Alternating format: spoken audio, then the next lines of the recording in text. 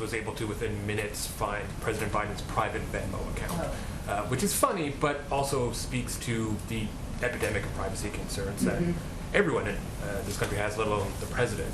And I'm just wondering whether any kind of federal digital privacy reform, any legislation is on your radar.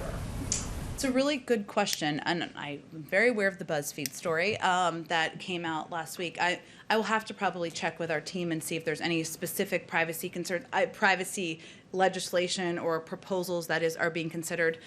I would suspect there may be, but I would de-link it from the Venmo report, which was a very interesting report, because obviously this is something that impacts millions of Americans out there who have a range of accounts, but I'm happy to check with them and we can get back to you.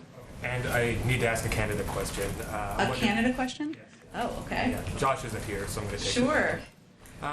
Are there any talks right now with the Canadian government about reopening the northern border? Is that something that this administration is pushing for? And as you know, Canada is a bit behind the U.S. in vaccination rates. I'm wondering whether there is any threshold you'd like to see them hit in Canada before the border is reopened.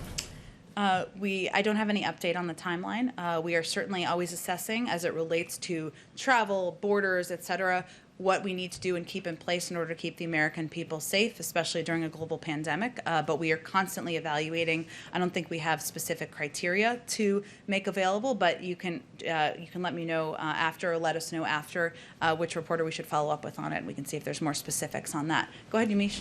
Thanks so much for taking my question. Does President Biden think that there are any war crimes being committed right now in the Middle East? There are some experts who told the New York Times that they think that there could have been war crimes on both sides.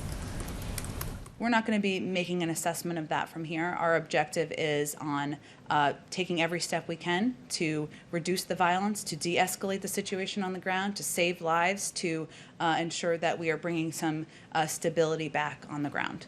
I mean, just to follow up, is the White House at all, I guess maybe, or is the president at all concerned just about the number of civilians that are being killed?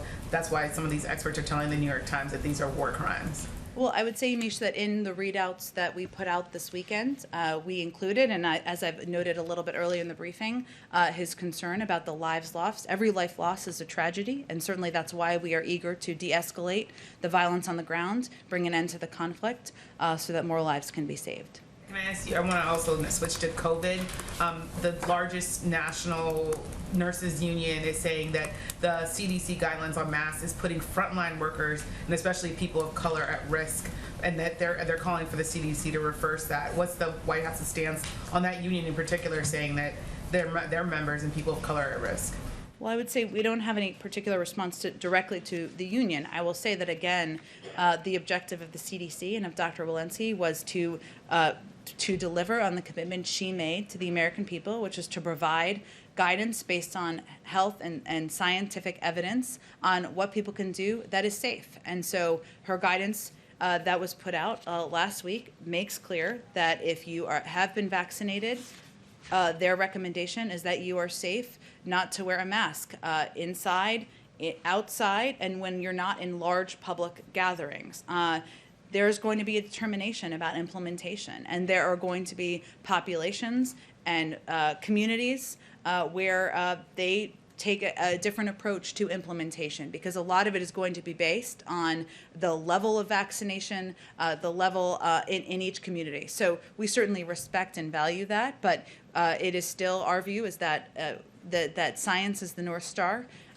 She was delivering on her promise, and we will continue to work with a range of communities on implementation. Can I ask you a follow-up on COVID? I've talked to some people who